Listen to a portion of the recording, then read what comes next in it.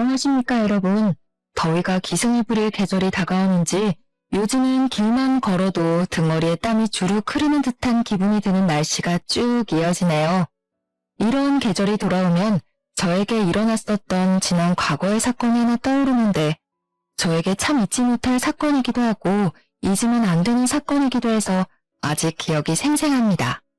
제가 이 익명의 공간을 찾아와 사연을 쓰게 된 것도 모두 그때 있었던 사건을 여러분들께 이야기하고 싶은 마음에서 시작된 것이랍니다. 저는 지금 40대에 막 접어든 나이이고 지난 사건 모두 몇 년 전에 일어난 과거 사건이지만 이렇게 속 시원하게 털어놓기까지 꽤 오랜 시간이 흐르게 되었네요. 여자로서 이런 일이 치욕스럽게 느껴지기도 했고 제 자존심을 많이 깎아먹는 일이라 느껴지기도 했지만 세월이 흐르니 저도 성장을 했는지 의연해지게 되었습니다. 제가 어떤 일을 겪었는지 궁금하시죠? 대부분 이 사연을 들어주실 분들이 여성분들일 거라 생각을 하는데 제 이야기가 많이 공감되실 수도 있을 것 같네요.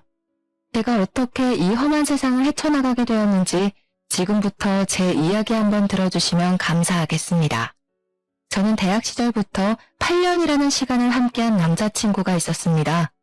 8년이라는 시간을 함께하다 보니 정말 누구보다 가족 같고 누구보다 더 빠르게 제 감정을 확인하고 살펴주는 사람이어서 제가 참 많이 의지를 했던 남자였습니다. 저희는 같은 대학을 나온 소위 말하는 캠퍼스 커플이었고 남들이 부러움을 살 정도로 알콩달콩하게 사랑을 속삭이는 커플이었습니다. 대학을 졸업한 이후에 저희 둘 다 평범한 회사원이 되었고 사회생활을 하면서 겪은 부당한 기억, 달콤한 기억을 모두 공유하며 오랜 시간을 만나왔습니다. 그렇게 오랜 세월을 함께했으니 당연한 수순으로 저희는 29살이 되던 해에 결혼을 약속하게 되었고 아직도 프로포즈를 받았던 그날이 생생하게 기억이 나기도 합니다. 저희 둘 다 같은 대학 같은 과를 나왔고 무려 8년이나 연애를 했던 장수 커플이었기 때문에 동기들 사이에서도 당연히 결혼을 할 줄 알았다며 주위의 축가를 한껏 받기도 했습니다. 저희가 청첩장을 돌리던 날 동기들을 전부 불러 모아서 파티를 열었는데 저와 같은 동기였던 여자친구 민지가 저를 정말 진심으로 부러워해 주었어요. 본인이 남자를 만나도 오래 사귀지를 못하고 일찌감치 헤어지곤 하는데 어떻게 8년이나 연애를 할 수 있냐며 비법을 전수해달라고 하기도 했습니다. 저는 민지와 친하게 지내던 사이는 아니었지만 제 남편처럼 자상하고 배려해줄 수 있는 사람을 만나면 가능한 일이라고 슬쩍 자랑을 섞어서 이야기를 했습니다. 민지에게 너도 너의 짝을 만나기만 하면 8년 연애는 물론이고 평생을 함께해도 괜찮을 거라는 생각이 들 거라고 용기를 주었습니다. 양가에서도 당연히 저희가 오래 연애를 했다는 사실을 알고 있었기 때문에 사실 결혼식을 올리겠다고 했을 때 반대를 할 곳도 전혀 없었습니다. 당연히 너희가 결혼을 할 줄 알고 있었다면서 시큰둥하게 언제 할 건데? 하는 식의 반응밖에 없었죠. 뭐 조금 허무하긴 했지만 사실 그만큼 함께한 시간이 있으니 반대를 하는 것도 이상하죠. 거기다가 둘 다 안정적인 직장 생활을 하고 있었기 때문에 양가에서는 둘이 알아서 잘 살았으면 좋겠다고 말씀을 하신 이후에 일절 상관을 하지 않으셨습니다. 식장을 정하는 것부터 드레스를 고르고 웨딩 사진을 찍는 것까지 준비하는 내내 딴지 한번 걸지 않으셨고 저희를 믿고 맡겨주셨습니다. 하지만 신혼집을 구할 때만큼은 저희 부부도 스트레스를 받게 되었는데 대출 문제로 걱정이 많이 되었기 때문이었습니다. 물론 직장이 있으니 직장인 대출을 받으면 되긴 했지만 이자라는 게 만만치 않게 나가더라고요. 둘이 벌어서 빚 갚는 데에만 돈을 다 쓰게 생겼더라고요. 그때 저희 아버지께서 고민을 조금 하시더니 노후자금 목적으로 구매를 해두신 아파트에서 들어가 살아보라고 양해를 해주셨습니다. 사실 그 집을 선뜻 내어주실 거란 생각은 못했던 터라 마치 로또를 맞은 것 같은 기분이 들었죠. 일단 저와 남편의 신혼집도 해결이 되었으니 행복한 일만 남았구나 생각했습니다. 시작부터 아무 걱정 없이 술술 잘 풀리는 느낌이라 행복했는데 이 행복은 뭐 역시 아주 잠깐이었습니다. 모두의 축복 속에서 결혼식을 올렸고 누구보다 행복하게 살겠다고 다짐을 한 것도 잠시, 1년이라는 시간이 흘렀을 때 저희 부부를 뒤흔드는 사건이 일어났습니다. 그것은 바로 남편이 다니던 회사가 크게 부도가 나게 되면서 남편 회사 직원들이 대거 실직자가 되어버린 사건이 일어났기 때문이었습니다. 회사 내부 사정으로 인해서 다른 외국계 계열로 인수합병이 되었는데 그 과정에서 직원의 80%가 실직 통보를 받게 되었고 제 남편 또한 예외는 아니었습니다. 남편은 저에게 미안해했지만 저는 남편이 금방 취직을 할 수 있을 것이라고 생각을 했기에 제 외벌이로도 한동안은 버틸만하다고 생각을 했습니다. 저는 남편에게 잔소리를 하고 싶지는 않았지만 젊었을 때 돈을 많이 벌어놔야 하지 않겠냐고 취업 준비를 소홀하게 하지 말라고 몇 번이고 부탁을 했습니다. 남편도 처음에는 빨리 취업을 할 것이라고 걱정하지 말라고 저를 안심시키며 큰 소리를 떵떵 쳤습니다. 하지만 이제 저희도 나이가 있고 경력직을 뽑는 자리에는 더 쟁쟁한 사람들이 몰려들고 하니까 남편의 취업이 생각만큼 잘 되지 않았습니다. 거기다가 요즘 시대가 엄청난 취업난에 시달리는 시대라고 하지 않겠습니까? 진짜 사람을 뽑는 곳도 없었습니다. 남편의 백수 생활은 한 달, 두 달 길어지기만 했고 그러다 보니 자연스럽게 남편도 집에서 노는 생활에 적응을 하기 시작했습니다. 원래 사람의 패턴이 무너지는 데는 하루도 채 걸리지 않는다고 하지 않겠습니까? 몇 개월을 집에서 놀다 보니 완벽한 백수가 되고 만 것입니다. 남편이 실직한 지 6개월이 지났을 때 저는 더 이상은 참아줄 수 없다고 생각을 해서 그때부터는 마음속에 있는 말들을 거침없이 내뱉으며 잔소리를 하기 시작했습니다. 남편에게 자격증이라도 따야 하는 거 아니냐, 언제까지 이렇게 집에서 놀고 먹으면서 계획도 없이 허송세월을 보낼 거냐고 했습니다. 그러자 남편은 시댁에다가 요즘 제가 스트레스를 너무 많이 줘서 사는 게 버거울 정도라는 식으로 일러바친 것이 아니겠습니까? 자기도 노력이라는 것을 나름 하고 있는데 와이프가 그걸 몰라준다면서 우는 소리를 한 거죠. 아니 휴대폰으로 아르바이트 사이트나 보고 있는 게 무슨 노력입니까? 차라리 이력서 같은 거라도 내고 구직 활동을 하거나 아니면 아르바이트라도 하면 제가 이해라도 하겠지만 그것도 아니었습니다. 그랬더니 시모가 저에게 버럭 성질을 내면서 이야기를 하시더라고요. 우리 아들한테 스트레스 좀 그만 줘라. 애가 살이 쏙 빠진 게 마음 아파 죽겠다. 남편 살이 5kg가 넘게 쪘는데요. 그게 뭐 자기가 편해서 찐 거겠어? 마음이 쏙 내려앉았다 뭐 이런 소리지. 앞으로 다 큰일 할 사람이니까 내버려두면 알아서 잘할 거다. 우리 아들이 어릴 때부터 말이야. 톡 한 번 썩여본 적 없는 진국 중에 진국이었어. 동네 아줌마들이 다 부러워했다니까. 말도 안 되는 소리를 하면서 남편의 편을 들어주는데 남편은 그 옆에서 자기 엄마가 최고라면서 알랑방귀를 뀌는 것이 아니겠습니까? 도대체 일러바칠 게 따로 있지. 부부간의 대화까지 일러바치면서 얄밉게 구는데 진짜 제 남편이지만 한 대 쥐어박았으면 좋겠다 싶을 정도로 짜증이 나더라고요. 그 이후부터 제가 무슨 잔소리만 하면 시모한테 일러대는데 한두 번은 시모의 남편 편드는 이야기를 들을만 했지만 날이 가면 갈수록 그 정도가 심해지더라고요. 나중에는 시모가 저한테 해도 너무한다면서 남편의 피가 말라야 멈추겠냐고 소리를 버럭 지르는 게 아니겠습니까? 너 우리 아들이 우습니? 연애할 때는 고분고분하게 굴더니 결혼하고 나니까 왜 우리 아들을 못 잡아먹어서 한 달이야? 아니 어머님, 지금 결혼하고 1년 넘게 백수로 지내고 있는데 이건 말이 되나요? 예, 남자만 일하라는 법이 있니? 요즘 시대에 남자 여자가 어디 있어? 시모가 눈도 감고 귀도 닫아버리고 이야기를 하니 아예 말이 통하지가 않는데 진짜 이런 게 바로 아들 사랑인가 시짜짓인가 싶어서 저도 미치겠더라고요.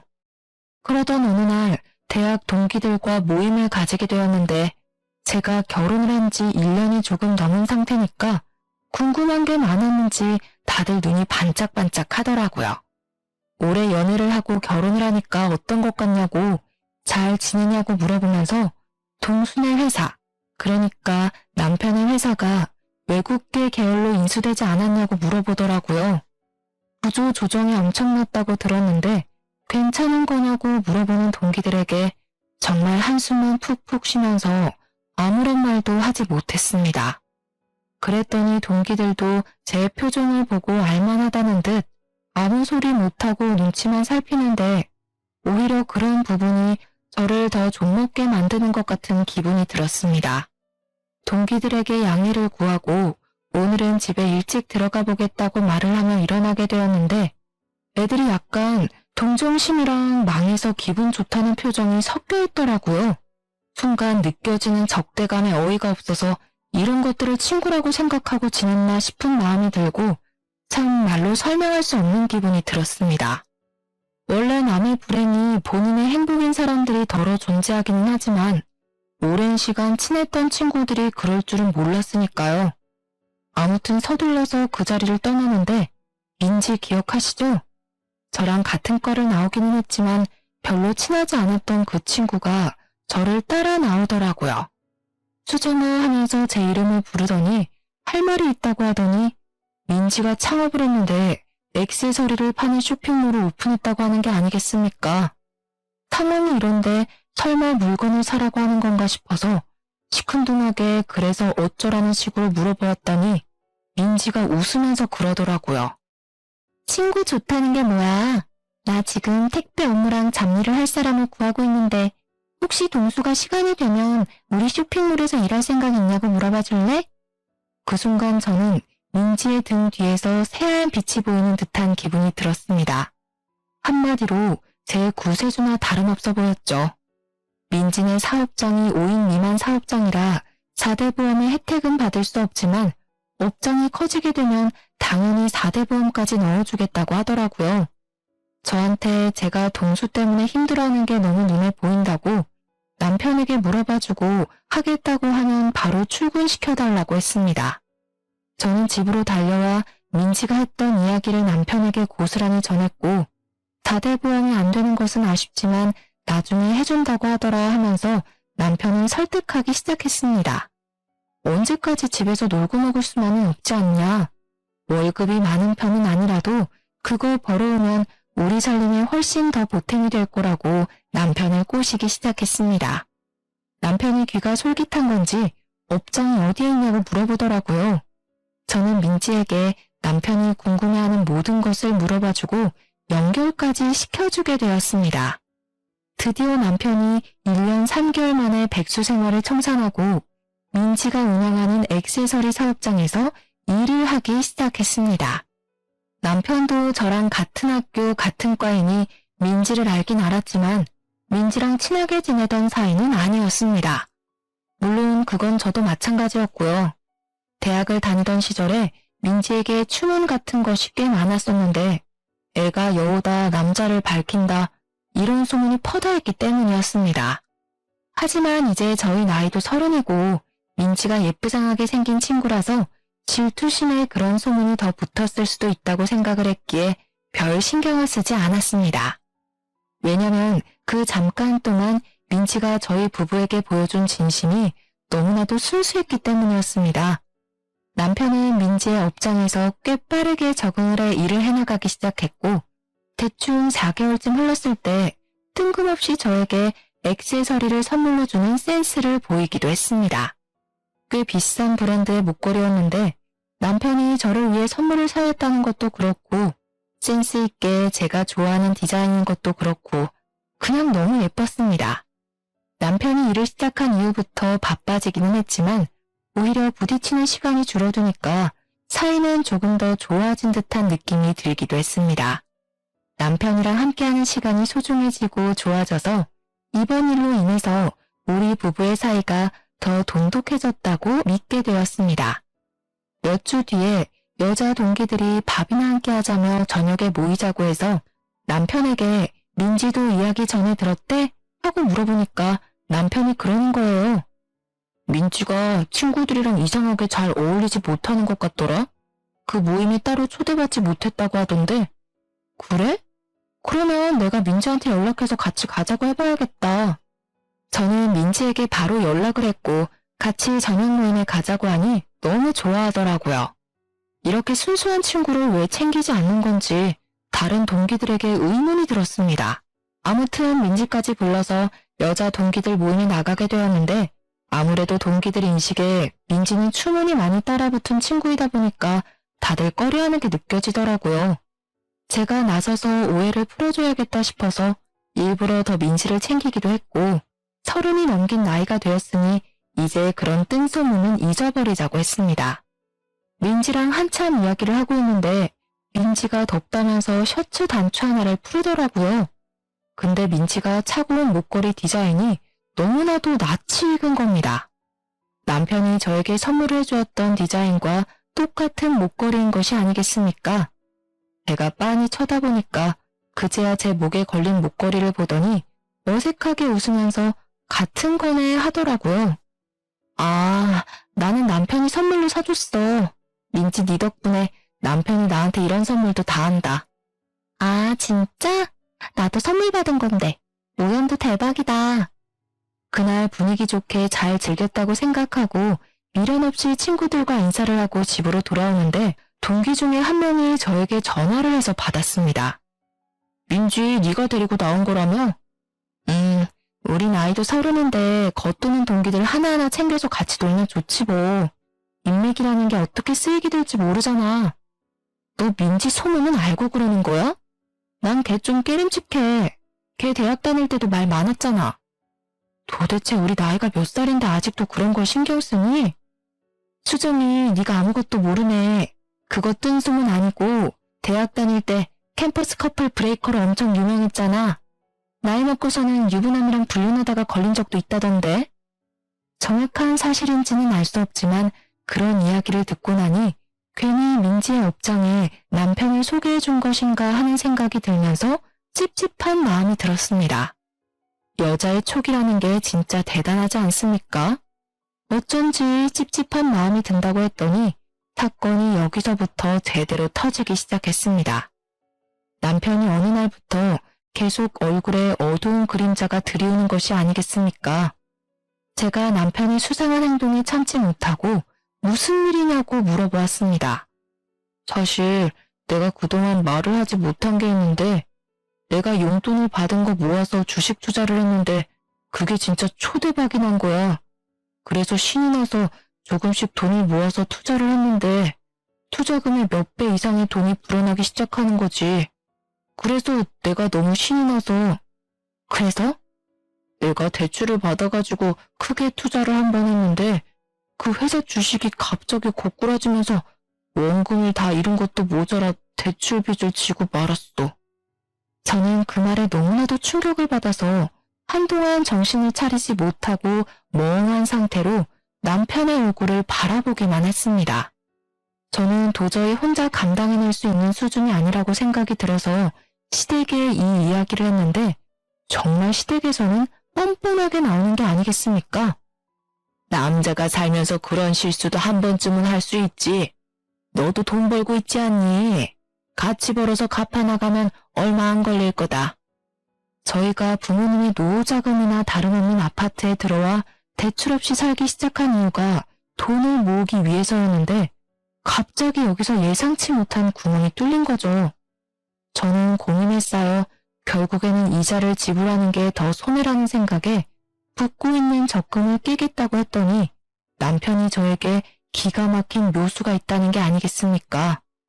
저는 지푸라기라도 잡아야 한다는 심정으로 남편에게 묘수가 무엇이냐고 물어보았고 남편은 우리가 위장 이혼을 하면 된다고 말을 하더라고요. 저는 순간 제가 무슨 소리를 들은 건가 싶어서 뭘 하자고 하는 거냐고 다시 한번 되물어봤는데 남편이 위장 이혼이라고 대답을 하더라고요.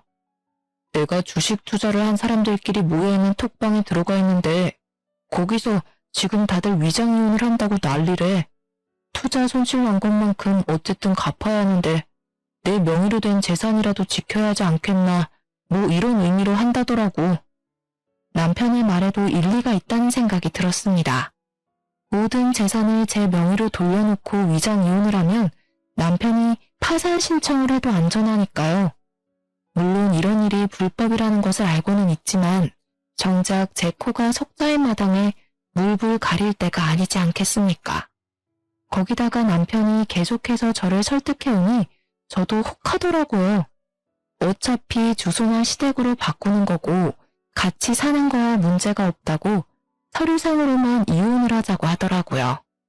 저는 한 달 동안 고민을 하고 남편의 꾸준한 설득 끝에 결국 위장 이혼이란 것을 하게 되었습니다. 저희 부부는 서류상으로 협의이혼을 진행했고 아이가 없었기 때문에 한 달 만에 이혼이 성립되었습니다.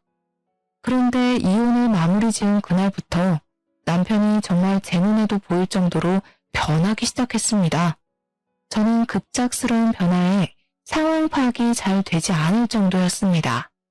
분명 우리는 서류상으로만 이혼을 했음에도 불구하고 남편은 정말 저와 이혼을 한 사람처럼 굴기 시작한 것입니다. 시댁에서 잠을 자고 오겠다고 언제 빚쟁이가 찾아올지 모르니 시댁에 붙어있는 게 좋겠다는 변명을 일삼았습니다.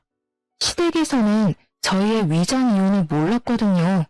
남편이 굳이 위장 이혼을 하는 마당에 양가에 알릴 필요가 있겠냐고 했던 터라 말을 하지 않았던 것이었습니다. 남편은 그 이후에도 이 핑계 저 핑계 댈 수 있는 모든 핑계는 다 대면서 집에도 안 들어오기 시작했습니다. 맨날 무슨 돈이 있어서 그렇게 술을 마시러 다니는 건지 전화를 해도 안 받기 일쑤였고 문자를 보내봐도 다음 날이나 되어서야 겨우겨우 연락이 도착했습니다. 남편이 허튼 짓을 하고 다닐 사람이 아니라는 걸 그간 만났던 세월로 잘 알고 있지만 연락이 잘 되지 않으니 너무나도 답답했습니다. 혹시 빚쟁이들에게 해코지를 당하고 있는 건 아닌지 저는 매일매일 불안한 생활을 하게 되었습니다. 하도 걱정이 되니까 민지에게 가끔 남편이 일을 잘하고 있는지에 대해 물어보았고 민지는 저에게 출근도 잘하고 있고 일도 잘하고 있다는 상투적인 답장을 보내주었습니다. 그런데 자꾸 제 머릿속에 이러면 안 되지만 동기 친구들의 말이 문득문득 떠오르는 겁니다. 민지가 유부남이랑 불륜을 저지른 적도 있다던 그 말이요. 저는 애써 무시를 하려고 애를 썼지만 그러면 그럴수록 집에 오지 않는 남편에 대한 불신과 의심만 커져갔습니다. 그러다가 판도라의 상자를 제대로 열어버리고 말았습니다. 하루는 동기가 저에게 조심스럽게 당장 만날 수 있냐고 시간 되면 잠깐 보자고 연락이 왔더라고요. 시간이 된다고 만나자고 하고 제 답답한 속을 털어놓을 겸 만났는데 그 동기가 계속해서 제 눈치를 살피는 게 아니겠습니까? 뭔가 하고 싶은 말이 있어 보였습니다. 무슨 일이냐고 물어보니 저에게 고민 끝에 사진을 하나 보여주는데 백화점 액세서리 매장에서 제 남편이랑 민지가 팔짱을 끼고 쇼핑을 하고 있는 사진이었습니다.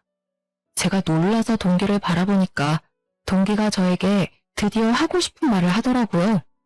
이거 봐, 이 둘이 바람난 거 아냐? 행동이 너무 자연스러워서 나도 모르게 사진을 찍었다니까. 지난주 이후에 선물 받은 건 없어? 요즘 대출 문제 때문에 남편이랑 연락도 잘 안 되고 집에도 아예 안 들어와. 이 정신 나간 년놈들이 바람났네. 내가 민지 조심하라고 몇 번을 말했어? 걔 이런 적이 한두 번이 아니라니까. 내가 수정이 네가 민지 챙길 때 정신 나갔냐고 물어봤던 거 기억하지? 동기는 저에게 열불을 쏟아내며 말을 했지만 저는 그 사진에서 눈을 떼지 못하며 아무 소리도 듣지 못하는 사람처럼 한참을 멍하니 있어야만 했습니다. 그래서 저는 남편을 미행해서 제가 생각하는 것처럼 정말 둘이 바람을 피우는 게 맞는지 확인을 해보기로 결심을 하게 되었습니다. 드라마에서 보면 다들 잘만 흔적을 찾아내고 현장을 잡아내던데 현실과 드라마는 엄청난 차이가 있더라고요. 들키지 않으려고 애를 쓰다 보니까 남편을 놓치게 되는 일이 다반사였고 뭐 하나 제대로 된 정보를 캘 수가 없어서 저는 큰 마음을 먹고 개인 흥신소를 이용하기로 했습니다.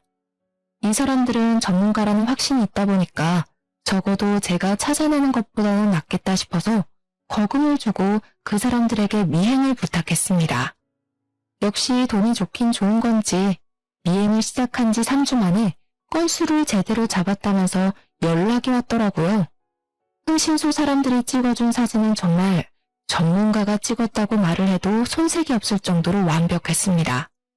둘이 같이 밥을 먹고 술 먹고 같은 차를 타고 같은 집에 들어가고 정말 믿을 수 없던 남편의 불륜 현장 사진을 보고 저는 제 손이 부들부들 떨리는 것을 멈추지도 못하고 그렇게 분노에 휩싸이게 되었습니다. 어떻게 위장 이혼이라는 것을 한 지 5개월 만에 이런 일이 일어나게 된 건지 전 정말 이 두 연놈들의 계략에 넘어갔다는 생각 말고 다른 생각은 안 들더라고요. 하지만 제가 이대로 곱게 보내주면 안 되지 않겠습니까? 누구 좋으라고 제가 그런 짓을 하겠습니까? 이렇게 된 거 돈이라도 제대로 뜯어내야겠다는 생각을 하게 되었습니다. 이미 이혼이 마무리된 상태였기 때문에 위자료나 재산 분할 청구 소송을 할 수 없었거든요.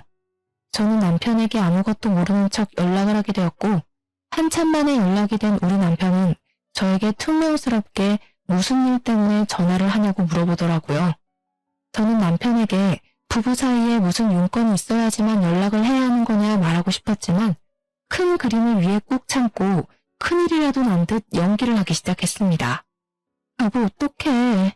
우리가 위장이혼한 거 우리 부모님은 모르시잖아. 우리 엄마가 갑자기 계단에서 굴렀는데 허리를 다쳐서 뼈 수술을 해야 한대.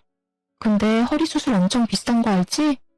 혹시 내가 급하게 쓸 돈 없어서 그런데 당신이 좀 보내줄 수 있어? 내가 돈이 어디 있어? 우리가 빚 때문에 위장이혼한 거 까먹은 거야? 그러면 시댁이라도 말을 해서 빌려면 안 돼? 아니면 민지한테 가불이라도 해달라고 하면 안 돼? 내가 민지 찾아가서 물어봐야겠다. 남편은 제가 일부러 민지 이야기를 꺼낸 줄도 모르고 무척이나 당황해하는 게 아니겠습니까? 제가 당장이라도 만나러 갈 것처럼 구니까 한참 고민을 하더니 알겠다고 하더라고요. 알겠어. 그러면 내가 한번 마련을 해볼 테니까 조금만 기다려줄 수 있어? 남편은 1시간 동안 돈을 빌리려고 알아보러 다니기라도 한 것인지 1시간 뒤에 저에게 정확하게 얼마가 필요한 거냐고 물어보았고 저는 일부러 큰 액수를 불렀습니다. 냅다 수술비 2천만 원에 입원을 장기간 하고 재활치료도 해야 하는 입장이니 넉넉하게 3천만 원 정도가 있으면 좋을 것 같다고 말을 했습니다. 제가 협의이혼을 했으니까 위자료를 못 받지 않았겠습니까? 제가 법정 위자료를 찾아보니까 대충 3천만 원 받으면 많이 받은 거라고 하더라고요. 특히 불륜으로 인해 유책 배우자에게 위자료를 받을 경우 그 정도 받을 수 있다고 해서 3천만 원을 부른 것이었습니다. 그랬더니 남편이 2시간 뒤에 제 통장으로 정말 3천만 원이라는 돈을 보낸 게 아니겠습니까? 남편이 순순히 보내주니까 돈을 더 뜯어내도 되겠다는 마음이 들더라고요. 저는 한신소에서 물어다 준 둘의 불륜 사진을 차곡차곡 정리를 해서 터트릴 준비를 했습니다. 그리고 한 2주일이라는 시간이 더 지난 다음에 남편에게 다시 한번 말을 했습니다. 우리 엄마가 수술을 한 번 더 해야 한다고 하는데 이번에도 구해다 줄 수 있어? 아니 수술비가 네 집 개 이름이야? 더 빌릴 곳도 없어. 그래? 우리 그럼 그냥 다시 합치자. 그게 무슨 소리야? 나 솔직히 내 이름으로 빚 얻는 거 불안해. 당신이랑 같이 갚는다는 든든한 보호막이라도 있어야 내가 버티면서 살 수 있을 것 같아. 당신도 혼자 대출 빚 가진 거 불안하지 않아? 우리 같이 살면서 둘이 갚자 그냥, 응? 다시 혼인신고하자. 저는 말도 안 되는 소리를 하면서 남편에게 혼인신고를 다시 하자고 졸랐습니다. 하지만 남편이 제 말을 들어줄 리가 없지 않겠습니까? 민지랑 바람을 피우고 있는데 저랑 왜 혼인신고를 하고 싶겠어요? 자기가 다시 알아보고 돈을 빌려오겠다고 하더라고요. 다음날 남편이 저에게 1,500만 원의 돈을 보내왔길래 저는 정신 나간 듯이 웃어젖혔습니다. 이거면 충분하겠지? 한 500만 원 정도는 더 필요할 것 같은데. 야, 너는 모아둔 돈도 하나 없어? 도대체 여태 직장 생활하면서 돈을 다 어디에다가 쓴 거야? 나는 적어도 당신처럼 빚은 안 만들었잖아. 아무튼 500만 원 더 못 구해? 그럼 어떡해. 우리 그냥 다시 합치자니까. 나 불안해. 수술 못해서 우리 엄마 큰일 나면 사이가 와서 돕고 해야 할 거 아니야. 500만 원 더 구해와. 남편은 결국 제 억지 논리를 이기지 못하고 추가로 500만 원을 더 보내왔습니다. 제 통장에 찍힌 5천만 원이라는 돈을 보니까 마음이 엄청나게 든든해지더라고요. 저는 이제 마지막을 장식하기 위해서 모든 걸 다 터뜨리기로 마음을 먹었습니다. 당연히 모든 사람들이 알 수 있을 만큼 크게 쪽팔림을 주면서 불륜 사실을 폭로하고 싶었는데 대학 동기들 몇 명에게 말을 하니 너도 나도 도와주겠다고 하는 게 아니겠습니까? 정말 친한 동기 몇 명끼리 모여서 계획을 짜다가 기가 막힌 것을 알아냈습니다. 동문회 연말 모임이 코앞으로 다가왔다는 사실을 말입니다. 민지가 운영하는 액세서리 업장이 잘 되고 있는 상태였고 인터넷에 후기도 꽤 많이 올라오고 있는 중이었는데 이참에 이 사업장도 쫄딱 망하게 하고 싶었습니다. 저희들은 연말 모임에서 찌라시처럼 뿌릴 둘의 불륜 사진이랑 그동안 있었던 모든 일들을 정리해서 프린트물을 만들었고 만발의 준비를 해서 동문회 연말 모임에 참석했습니다. 그날 민지는 자랑스러운 동기상을 받기로 되어 있었는데 이게 사업이 잘 된 사람들이 허세를 떨듯 동문회에 기부를 하면 주는 상이거든요. 한마디로 나 돈 잘 번다 하고 자랑하면서 받는 상인데 저희는 민지가 상을 받으러 올라가는 타이밍을 노리기로 했습니다. 동문회 모임에서 따로 떨어져 앉아있긴 했지만 연신 눈빛을 주고받는 남편과 민지를 보면서 저는 피해 복수를 결심했습니다. 드디어 민지가 호명이 되어 상을 받으러 올라갔고 그 순간 저는 단상으로 성큼성큼 올라가 상을 수상하는 민지의 옆에서 프린트물을 뿌려댔습니다. 우리 여자 동기들은 각각 테이블을 돌면서 저 대신에 그 프린트물을 사람들에게 하나하나 전해주기 시작했습니다. 동문회에 온 선배, 후배, 교수님들 모두 할 것 없이 그 불륜 행각이 담긴 사진들을 보게 되었고 사람들은 충격적인 사실에 웅성웅성거리며 민지와 남편을 보더라고요. 아무래도 남편과 민지를 아는 사람들이 꽤 있었고 저랑 8년이란 세월을 연애했다는 것도 대부분 알고 있었던 사람들이니 충격이 컸을 법도 했습니다. 남편과 민지를 이상한 눈으로 바라보는 사람들이 늘어나자 그 둘은 얼굴이 사색이 되어서 발버둥을 치기 시작했습니다. 당연히 민지와 남편은 오해가 있는 거라면서 그런 사이가 아니라고 난리를 치며 가까운 테이블부터 돌면서 오해라고 아니라고 소리를 쳤습니다. 하지만 사람들이 모두 의심의 눈초리로 그 둘을 바라보자 남편은 저에게 다가와 제정신이냐고 이미 이혼한 사이인데 이게 무슨 짓이냐고 큰 소리를 치더라고요. 나 너랑 이혼하고 민지 만난 거야. 당당하게 이혼까지 했는데 우리 사이가 왜 불륜이야? 나는 불륜 아니야. 너 집착이 너무 심한 거 아니냐? 저는 그 말에 남편의 뺨을 연달아 3차례나 갈겨버렸습니다. 그러자 장내가 집중되면서 아무런 소리도 나지 않고 조용해졌습니다. 너랑 나랑 아직 이혼 완료인 거 아닌 거 알지? 그게 무슨 소리야? 이혼이 완료가 뭐? 우리 재판까지 다 했잖아. 나도 그런 줄 알았지. 사실 저도 몰랐었던 사실인데 이혼을 하고 나면 이혼 확정 신고를 구청에다 제출을 해야 했습니다. 남편과 저는 둘 다 잘 모르고 대충 협의 이혼으로 위장 이혼을 했었죠. 구청에 가서 그 이혼 확정 신고라는 것을 남편과 같이 했어야 했는데 둘 다 그걸 몰라서 안 했던 것입니다. 시간이 지나고 나서 저에게 확정 신고를 하지 않았다고 벌금 고지서가 날아와서야 알게 된 사실이었습니다. 한마디로 서류상으로는 저희 부부가 아직 이혼이 되지 않았던 것이었습니다. 저는 이 사실을 마지막으로 밝히며 통쾌하게 깔깔거리면서 웃었고 남편과 민지는 사색이 되어서 입을 떡 벌린 채 한동안 말을 잇지 못하더라고요. 그럼 우리가 아직도 부부란 말이야 지금? 아쉽게도 우리가 아직 부부네? 이 증거들 모두 재판에서 유리하게 작용하겠지? 위자료나 단단히 준비해. 내가 너한테 준 장모님 수술비 있잖아. 그 돈이면 위자료 받은 셈 치고도 충분한 걸로 아는데 무슨 소리라는 거야. 그거 우리 엄마 수술비 준 거잖아. 부부 사이에 당연히 줄 수 있는 돈이지. 위자료는 번외 편이니까 따로 준비하도록 해. 내가 대출 받아서 5천만 원을 해줬으면 그거 먹고 떨어지면 되지. 너는 우리 사이를 방해하고 싶니? 민지는 부들부들 떨면서 마치 제가 가해자라도 된 것처럼 포장을 하며 이야기를 하더라고요. 남편이 주식으로 인해 쫄딱 망해서 빚까지 있는 것도 모자라 민지까지 저에게 돈을 주려고 대출을 받았다고 이야기하는 게 어쩜 이리 고소하던지. 저는 민지와 남편에게 보란듯이 깔깔거리면서 너네가 빚을 졌던 어쨌든 내가 알 바는 아니라고 불륜 남녀의 비참한 최후라고 생각하라고 말을 하고 집으로 돌아왔습니다.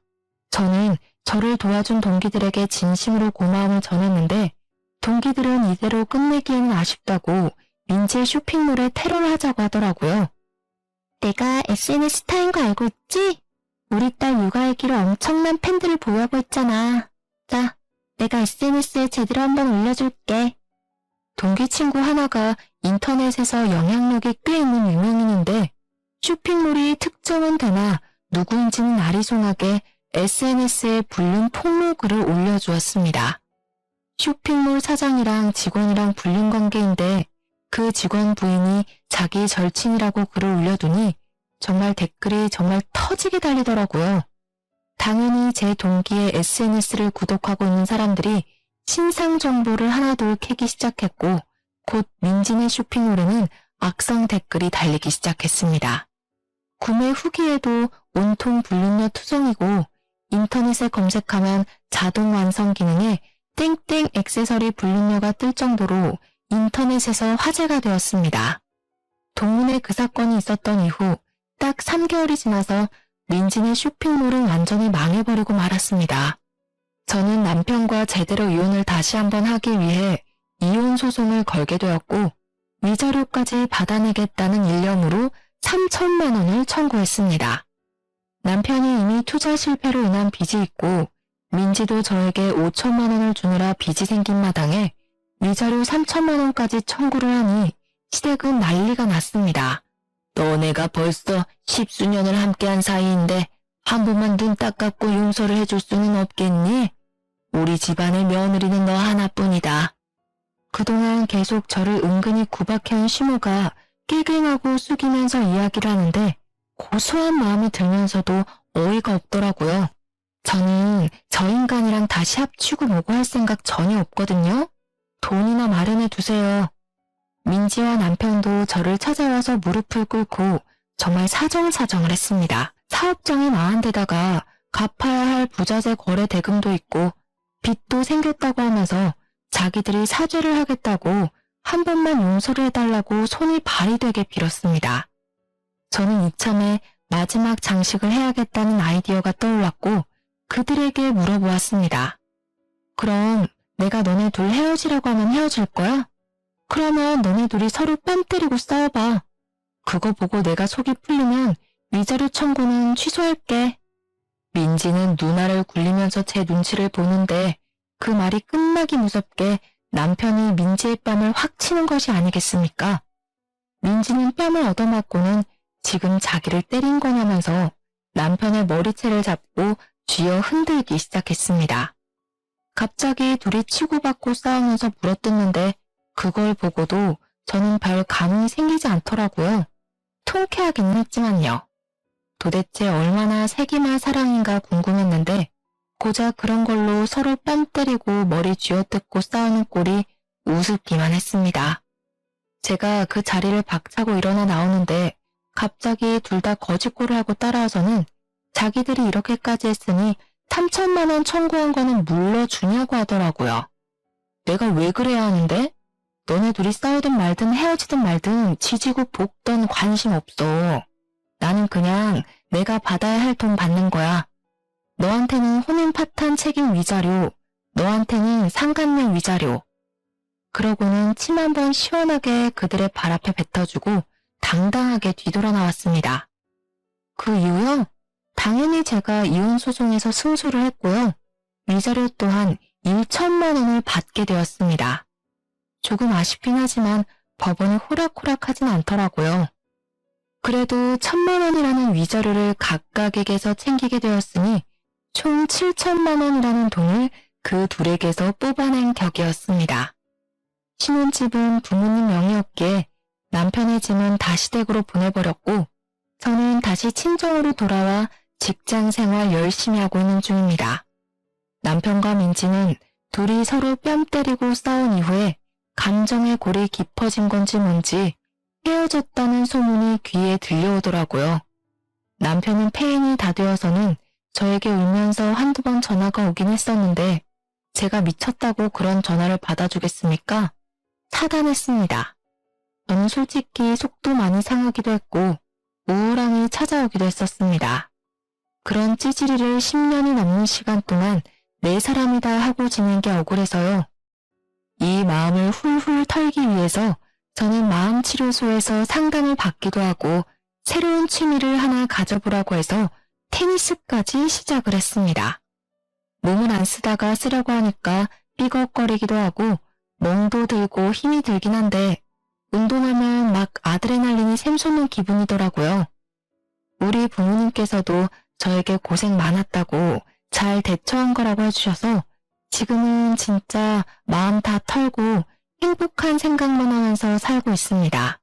몇 년이 지난 지금 저는 여전히 대학 동기들과 잘 지내고 있고 남편이랑 민지는 얼굴도 들이밀지 못하고 쥐 죽은 듯이 산다고 하더라고요. 일에서 남의 마음에 상처를 주고 뒤통수를 치면 안 된다는 걸 다시 한번 깨달았습니다. 결국 자기들에게 부메랑이 되어서 돌아오지 않겠습니까? 앞으로는 다들 저처럼 당하지 마시고 부디 정신 똑바로 차리고 세상을 살아가셨으면 좋겠습니다. 그리고 만약 이런 뒤통수를 맞았더라도 꼭 의연하게 대처하시길 바라면서 저의 글은 여기서 줄이도록 하겠습니다. 감사합니다.